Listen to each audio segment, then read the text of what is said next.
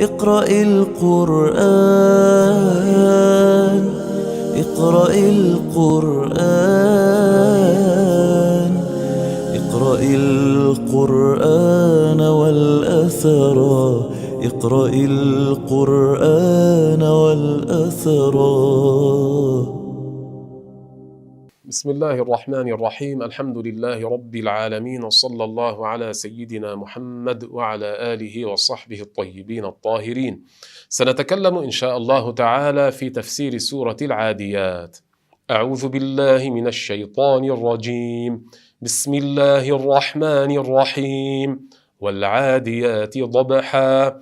العاديات الخيل تعدو في سبيل الله، والضبح هو صوت أنفاس الخيل إذا عدون. ثم قال الله عز وجل: فالموريات قدحا.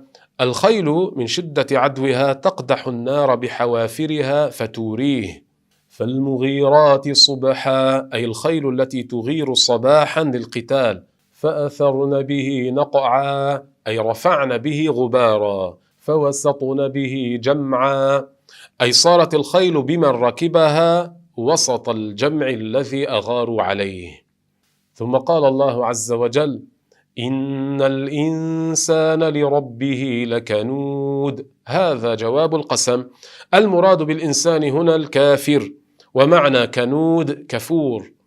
وإنه على ذلك لشهيد، أي إن الله تعالى شهيد على كفر الكافر، عالم بكفر الكافر، وهذا على سبيل الوعيد.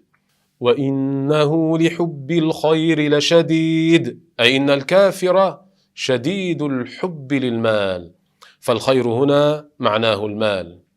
ثم قال الله عز وجل: أفلا يعلم إذا بعثر ما في القبور، أي أفلا يعلم الإنسان المذكور إذا أثير وأخرج ما في القبور، وذلك لما تنشق القبور ويخرج الأموات منها وقد أعادهم الله أحياء، وذلك يوم القيامة.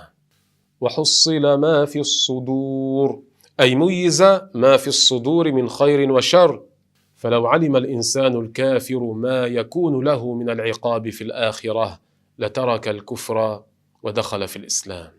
إن ربهم بهم يومئذ لخبير، أي إن الله عالم بهم، لا يخفى عليه شيء سبحانه وتعالى.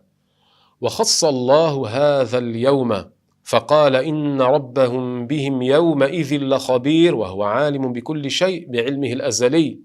خص الله هذا اليوم لأنه يومئذ يجازيهم على أفعالهم، والله سبحانه وتعالى أعلم وأحكم.